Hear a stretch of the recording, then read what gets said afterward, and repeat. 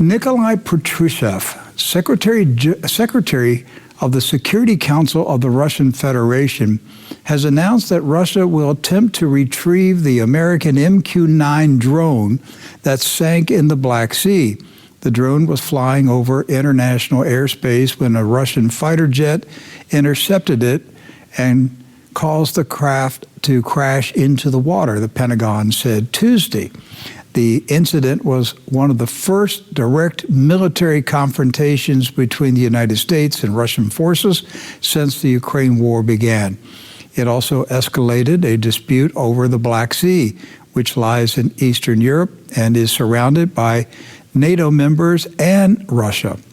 Relations between Washington and Moscow have deteriorated over the past year, with heightened fears of an all-out conflict that could involve NATO nations like Turkey.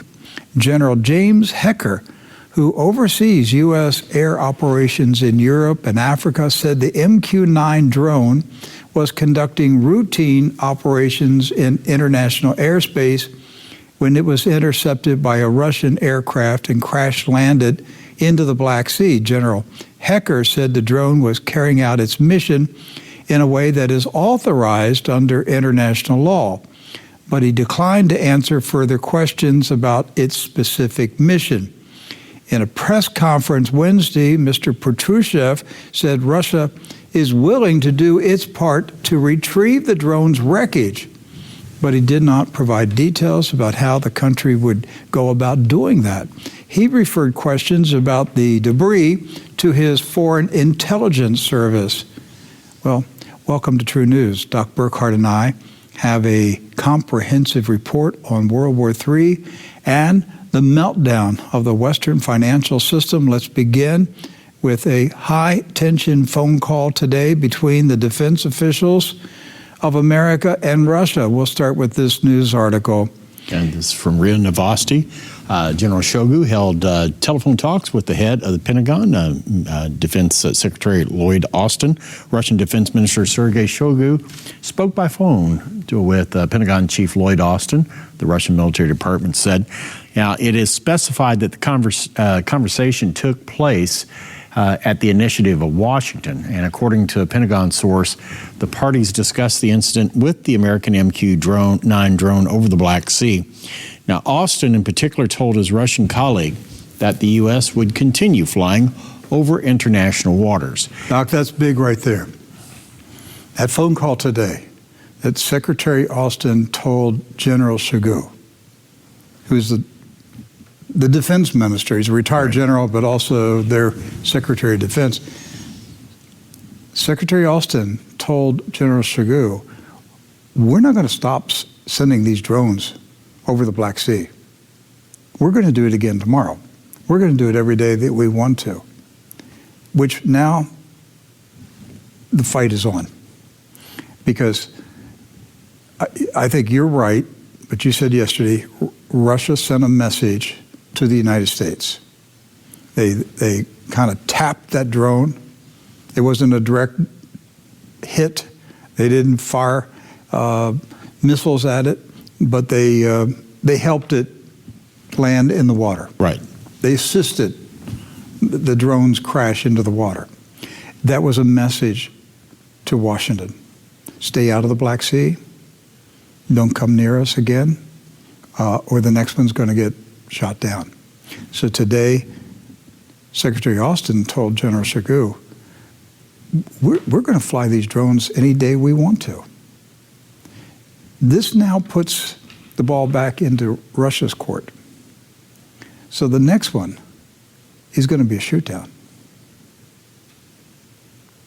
I think the Russians are let's say before we get to a shoot down, I think the Russians are going to start using their jamming equipment. Well, supposedly they used it on this drone that severed the satellite link. Which is why all right. But I think they're going to start using sophisticated means to force these drones to crash. If not, they're just going to use old-fashioned missiles that will be shot at them from aircraft and take them down. What happens then? If this happens tonight or tomorrow, And suddenly the headlines are telling us breaking news. Russia shoots down a drone. Russia shoots down American drone. The warmongers in America will be immediately demanding retaliation. It'll be immediate. Right. They'll activate Article 5. This was an attack on a NATO member. That's how close we are to this war.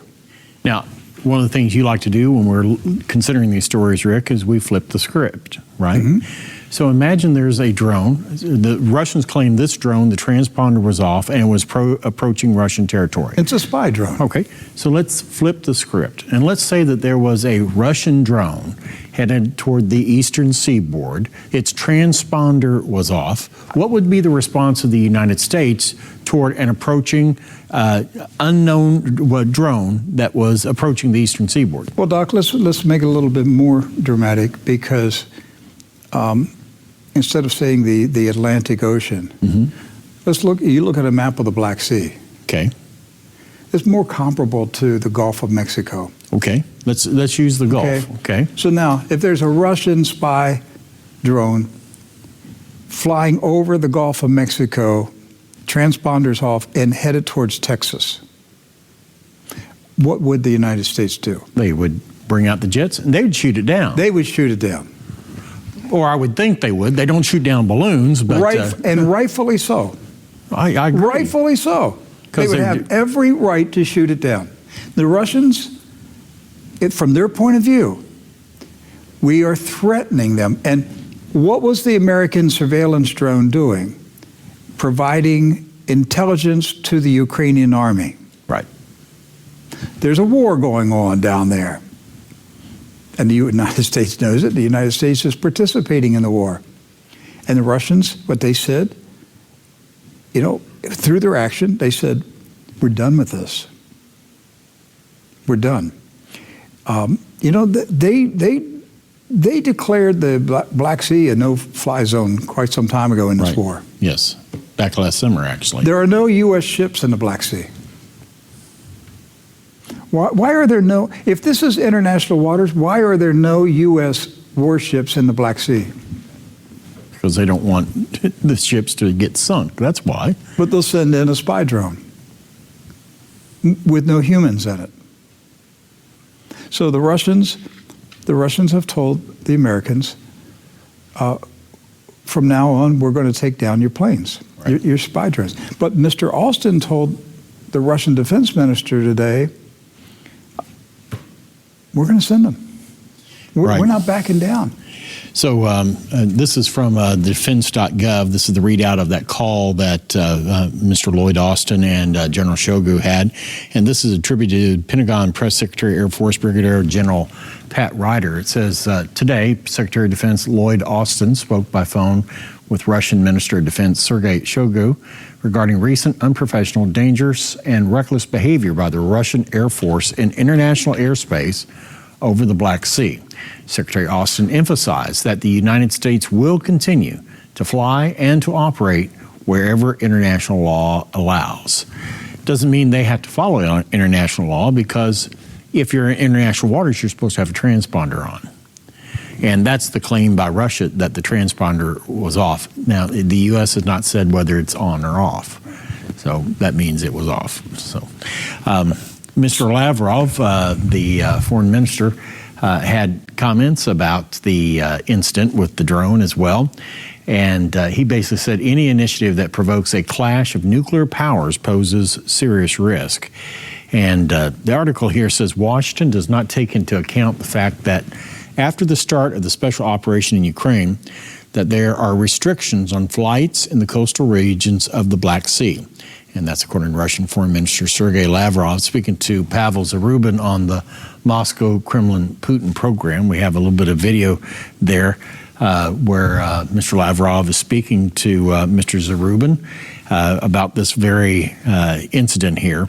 It goes on to say they completely ignore the fact that after the start of the special military operation, our military declared the relevant areas of the Black Sea, adjacent in certain places, as areas with a limited status for the use of any aircraft.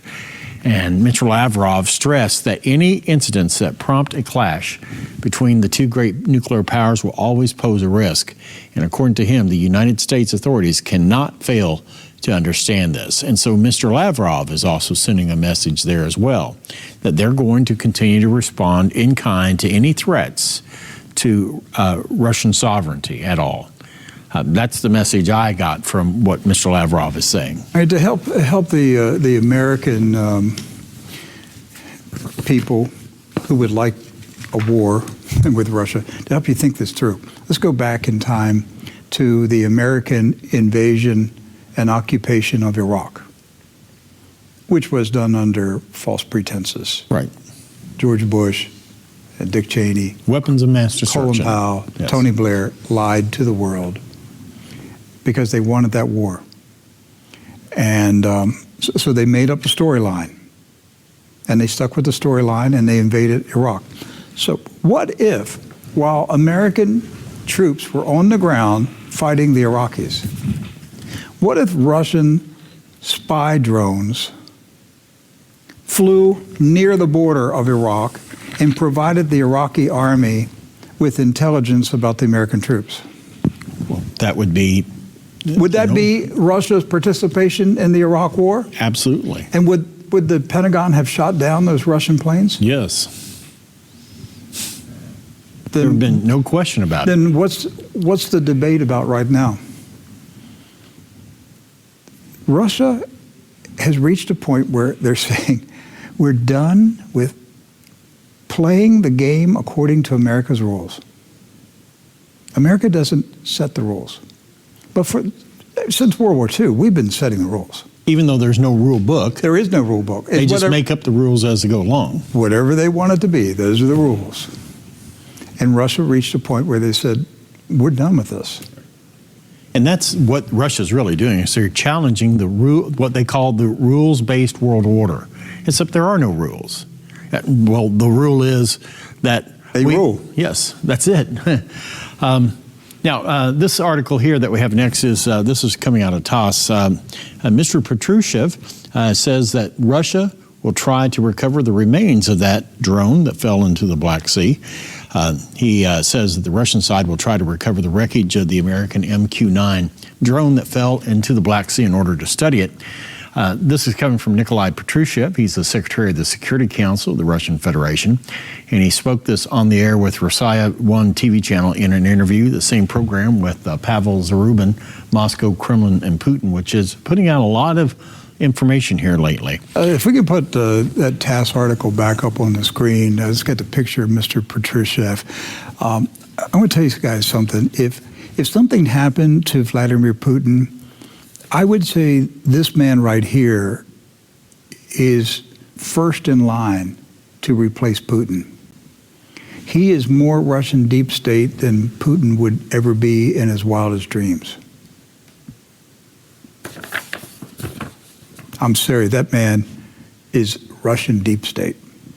You think they would push Patrushev over Medvedev? I think Mr. Medvedev is auditioning for the job. I got you. Okay. But he's got to out Patrushev to do it.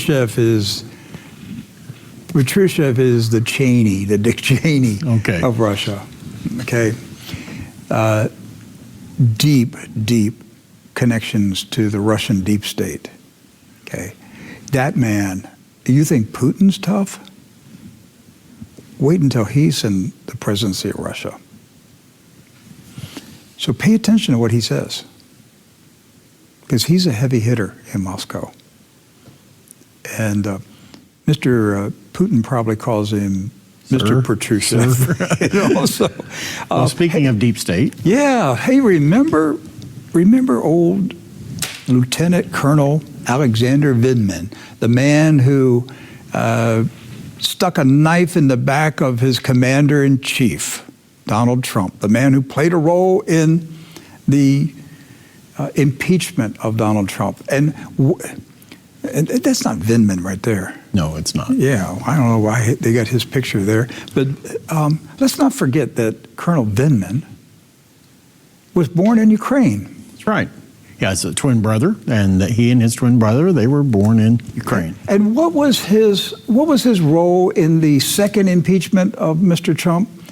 That he overheard a phone call that Mr. Trump made to Ukraine. And what was Mr. Trump trying to find? The truth about the Biden family's corruption in Ukraine. That's the reason the Democrats impeached Mr. Trump. And Mr. Vindman, a Zionist, played an important role in that impeachment. But Mr. Vindman is back. He's running his mouth again. And he's worried that Russia could recover the drone that was lost. It's a valid point. But he made these comments, and Newsweek has covered his comments. So retired Army Lieutenant Colonel Alexander Vindman says he is concerned that Russia could recover and exploit the U.S. drone that crashed into the Black Sea on Tuesday. So he's worried about it. Vindman, a Ukrainian-born former official for ex-President Donald Trump, whose whistleblower testimony was instrumental in Trump's first impeachment, said on Twitter that Russia may be best positioned to recover the MQ-9 Reaper drone and exploit its technology. Now, Vindman said that while the incident was likely caused by pilot error on behalf of the Russians, the U.S. will have to deal with it, the fallout, that is, of Russia bringing down the $32 million aircraft and potentially stealing its technology. This is likely an accident, pilot error, Vindman tweeted on Tuesday afternoon. He said but the U.S. has to deal with the reality that Russia forced down an expensive and capable drone. Russia will interpret a lack of response as an invite for more bad behavior, he added.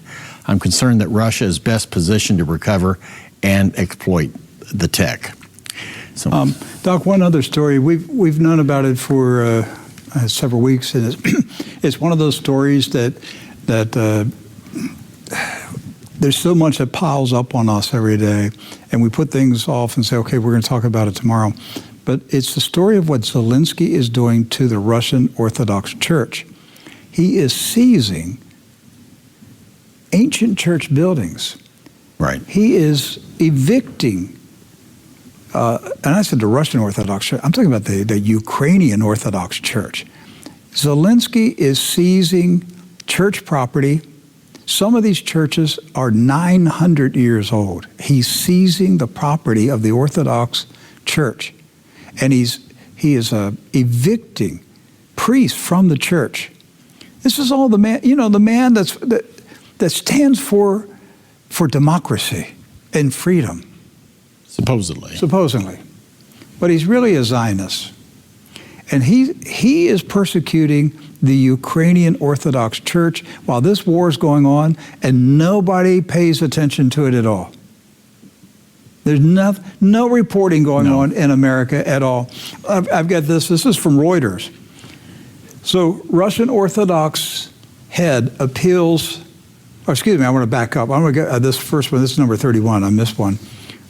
Ukraine orders Russian-aligned Orthodox Church to leave Kyiv Monastery. And it says that the Ukrainian officials on Friday ordered a historically Russian-aligned wing of the Orthodox Church to leave a monastery complex in Kyiv, where it is based, the latest move against a denomination regarded with deep suspicion by the government.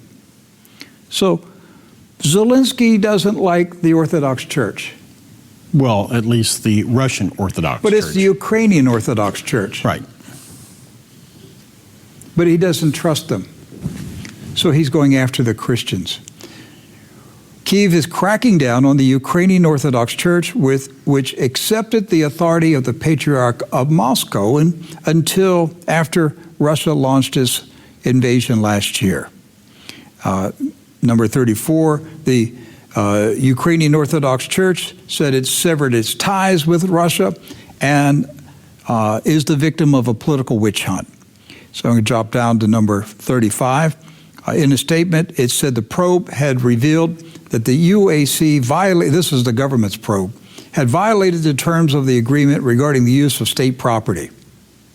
So Zelensky's declaring the church property to be state property. He's seizing churches. That's right. And this isn't getting any airplay in the West at all. None.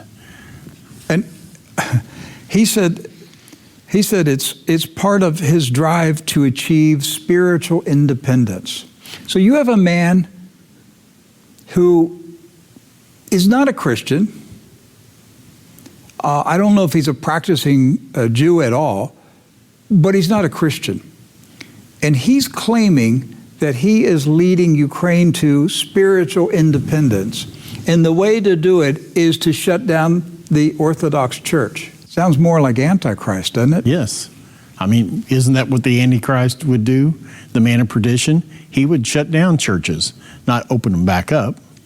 So the next one, this is from Reuters also. Russian Orthodox church head appeals against the eviction of the church from Kyiv. As his Patriarch Kirill, head of the Russian Orthodox Church, on Saturday asked Pope Francis and other religious leaders to persuade Ukraine to stop a crackdown against a historically Russian-aligned wing of the church. Kyiv on Friday ordered the Ukrainian Orthodox Church to leave a monastery complex where it's based.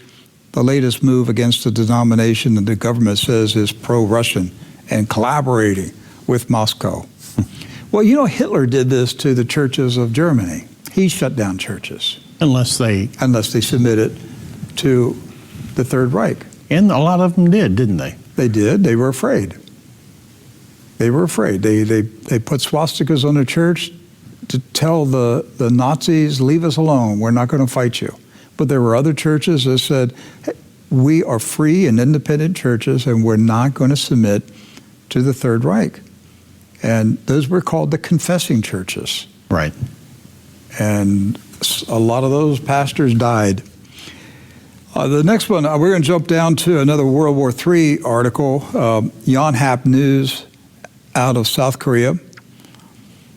Nuclear weapons used by North Korea will mean end of the regime, according to a Pentagon spokesperson. This was said today by General Pat Ryder, who we quoted earlier today, right, regarding the spy drone.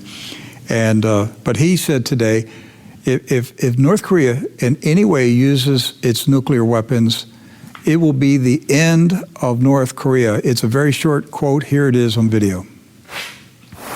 Well, I think we've been very clear that were North Korea to employ a nuclear weapon, it would be the end of the North Korean regime.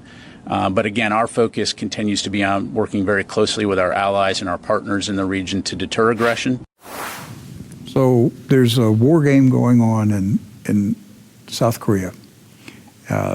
South Korea and the United States doing a big war exercise. Right. The North Koreans, as usual, are worked up. They're convinced that it's going to go hot. It's going to go live, and so the North Koreans, as typical, they're firing off missiles just about every day this week, and the Pentagon sent a message today. We'll eliminate. We will eliminate North Korea. Now, are we that close to an outbreak of nuclear war out of North Korea also? Would anything surprise you in not this right now. atmosphere Not at right this now? point. This is bizarre. We're in bizarro land. Everything's possible at this point. Wait to hear the next one. I got this one out of the Middle East Monitor today. Saudi energy minister says, we will not sell oil to any country that sets a price cap. Well, name a country that is setting price caps on oil. The United States. The United States of America.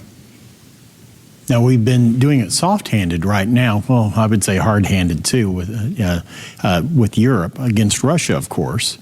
But we've never extended that beyond Russia until now. The Biden administration came up with this scheme that the U.S. would tell Russia, this is how much you can sell your oil. Right. Think of the arrogance. Just think of the arrogance. The United States is telling Russia, we will tell you the price you can sell your oil. Now, something new is happening here. There is a new bill that's being considered called NOPEC. It's anti-OPEC. Right. Saudi Energy Minister Prince Abdulaziz bin Salman suggested there is a possibility of imposing a price cap on Saudi oil exports, and we will not sell oil to any country that imposes a cap on our supplies. So, sending a direct message to the U.S., Prince Abdulaziz made his remarks in an interview published by Energy Intelligence, which was reported by the Saudi press agency in response to a question about reintroducing the NOPEC bill. Well, what is the NOPEC bill? Well, the No Oil Producing and Exporting Cartels bill is intended to protect U.S. consumers and businesses from engineered oil spikes by group action from bodies such as OPEC and OPEC Plus. Now, it has yet to be brought into law, but Prince Abdulaziz stated that Saudi will reduce oil production and would not be surprised if other countries took the same measure. So that's a direct threat there.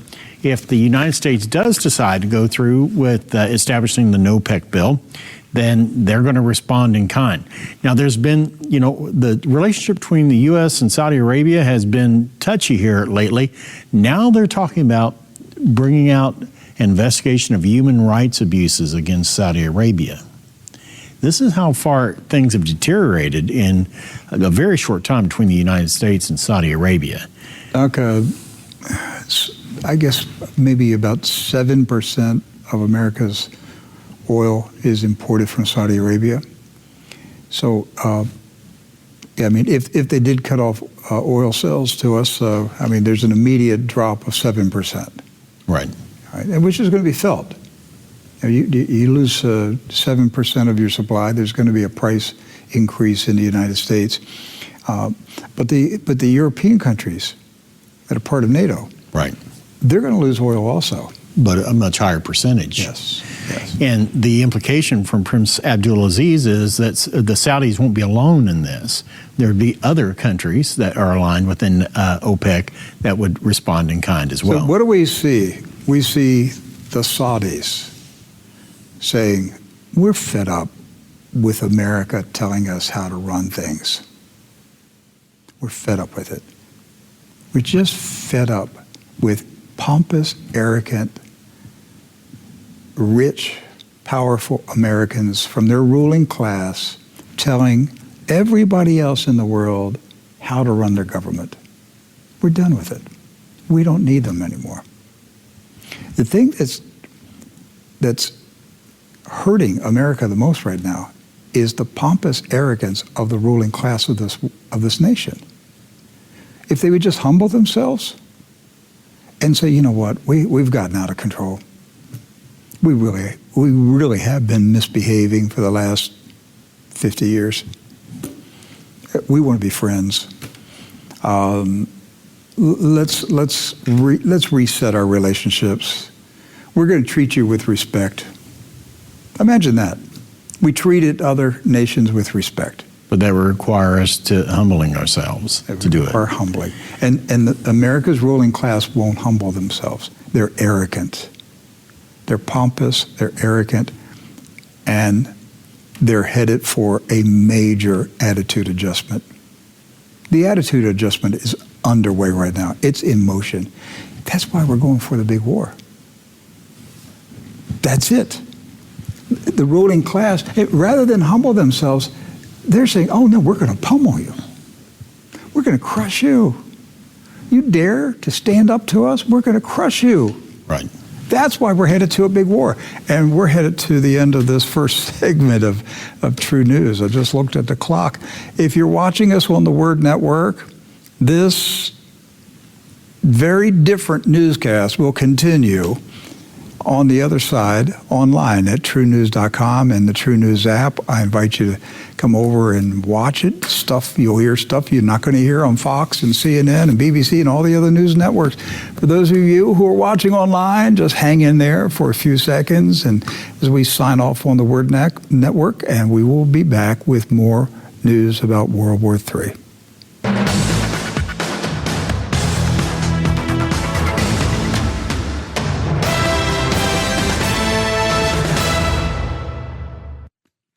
Okay, so a couple of days ago we told you that China, Xi Jinping, well, it wasn't Xi Jinping, it was the premier, the premier of China, secretly negotiated a peace settlement between Saudi Arabia and Iran. That is stunning.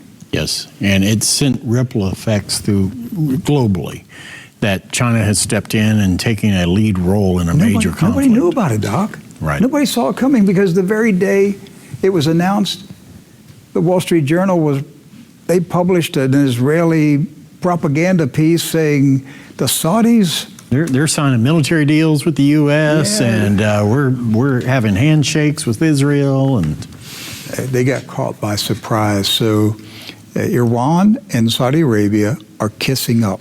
Why is that big? Because the Saudis are Sunni Muslims and the Iranians are Shiites, and the two groups don't get along, but now they're getting along. right. And it eliminates the leverage that Israel had in the Middle East, which is they've been working the Arab world, saying, you need Israel because we're willing to put Iran out of business. You can't trust Iran. They want to take you over. That's what Israel's been telling them, telling the other Arab countries. Right. If you let Iran get stronger, they're going to take over your country. Let us clobber them. That's what they say, isn't it? But the Saudis aren't buying it anymore. Secretly, the Saudis met with the Iranians and said, why are we letting the Zionists pit us against each other? Let's be friends. It has completely caught the West by surprise, and it caught Israel by surprise. They don't know what to make of it, and it has messed up Netanyahu's agenda. And one other thing that the Saudis have done too is they've taken the West narrative. So what happens when NATO and the U.S., they blow up something, right? What's the first thing they want to do after they blow it up? Rebuild it. Rebuild it. And Saudis said to the Iran, hey, we're going to help you rebuild your infrastructure. Now that you mention that, wait till you see this next article from Reuters. Look at this. This is today. Saudi Arabia could invest in Iran very quickly. Yes. Like soon. Saudi money will be pouring into Iran to rebuild the country. And Iran's been suffering from the U.S.-Israeli sanctions. Right. And so Saudi Arabia is going to just tell the United States, go fly a kite. We're going to go in and help Iran. And what are you going to do about it, the USA? So let's look at what this Reuters article says. So Saudi Arabia's finance minister Mohammed al-Jadaan said on Wednesday that Saudi investments into Iran could happen very quickly following an agreement to restore diplomatic ties. He said there are a lot of opportunities for Saudi investments in Iran. We don't see impediments as long as the terms of any agreement could be respected. He spoke this at the financial sector conference going on right now in Riyadh. Stability in the region is very important for the world and for the countries in the region. And we have always said that Iran is our neighbor, and we have no interest to have a conflict with our neighbors if they're willing to cooperate, he said in an interview with Reuters. We have no reason not to invest in Iran, and we have no reason not to allow them to invest in Saudi Arabia. It is in our interest to make sure that both nations benefit from each other's resources and competitive advantage. Now, this, like Rick said, this is mind-blowing for this to even have occurred this week. It opens a whole new area of global diplomacy that's happening right now. Okay. Try to imagine the strategy meetings that are being held inside the Israeli Mossad right now. How do we stop this? How do we disrupt it? What do we do to prevent Iran and Saudi Arabia from becoming friends? What are they going to do? They're going to have a false flag event and try to blame one or the other? It's not going to work. The old tricks aren't going to work right now. But you know that in Israel, the Israeli intelligence agencies and the IDF and Netanyahu are perplexed. How are we going to break up this new alliance? Well, You know, I think the Saudis have they're just coming into things with a whole new confidence now. The Saudis now, you notice an attitude change in the Saudis in the Yes. past year. They're thinking to themselves, why can't we be a global leader? We've been taking a back seat to the United States and the West for all this time. We have more money than you. We have all the oil. So what are you going to do about it? But when we look at the futuristic cities that they're building, Yes. I'm standing in amazement of the Saudis.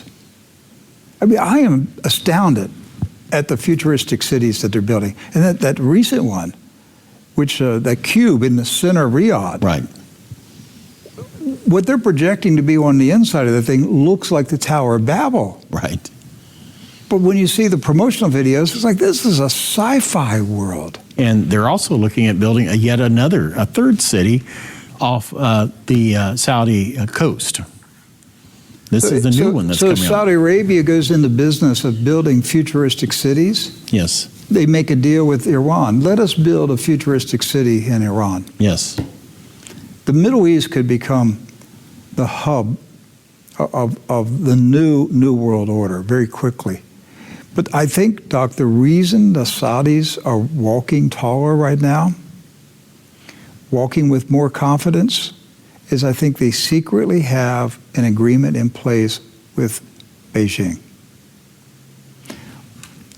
What happens to the United States and Israel on the day that China announces it will provide military protection to Saudi Arabia and Iran? Well, what happens at the next BRICS conference when you have When both of them join BRICS. at the same time, time. along with Mexico at Yeah. the same time too. But when Saudi Arabia and Iran together